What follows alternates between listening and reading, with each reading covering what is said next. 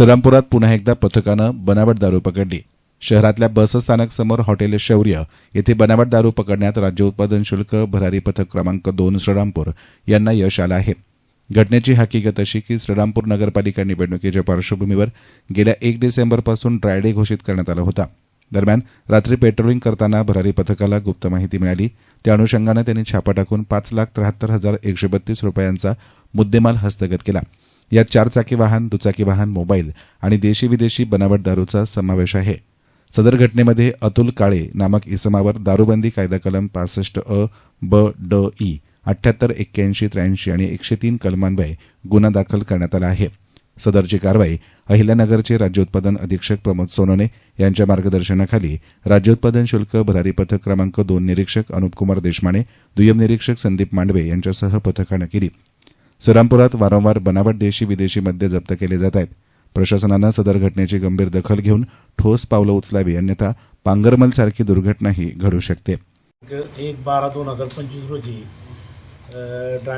निवडणूक आचारसंहितेचा ड्रायडे असल्यामुळं श्रीरामपूर शहरातील बसस्टँड समोर हॉटेल शौर्य येथे पंचसमक्ष छापा मारला असता घटनास्थळी आरोपी मिळून आलेला आहे आणि आरोपीच्या ताब्यात बनावट इंग्लिश दारू, स्पिरिट अशा प्रकारचे मद्य आणि हे असे स्पिरिट भरून तो बॉटलिंग करून व्हॉइस टॅगमध्ये भरत होता।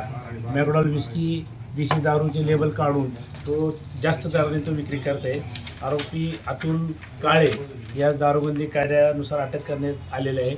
आरोपीवर 65 ब ड ई 78 81 83 103 अन्वये गुन्हा दाखल करण्यात आलेला आहे। आरोपी चा मुख्य संशयित त्याचा भाऊ आहे, तो त्यास फरार दाखवलेला आहे। आरोपीची घरझडती घेतली असता आरोपीच्या ताब्यात 2 वाहने, 1 4 चाकी वाहन, 1 टू व्हीलर आणि देशी व विदेशीचा मुद्देमाल ताब्यात घेण्याला आलेला आहे। आरोपी या वाहनाद्वारे हॉटेलमधून माल आणतो, साठा करतो।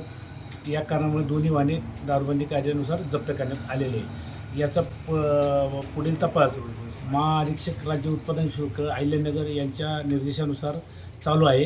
गुन्ह्यात एकूण 5,73,132 किमतीचा मुद्देमाल जप्त करण्यात आले। यामध्ये 2 वाहने, 1 मोबाईल आणि देशी विदेशीचा मुद्देमाल बाटल्यासह जप्त करण्यात आलेला आहे। पुढील तपास चालू आहे। यस मीडियासाठी प्रतिनिधी युनुस इनामदार, श्रीरामपूर।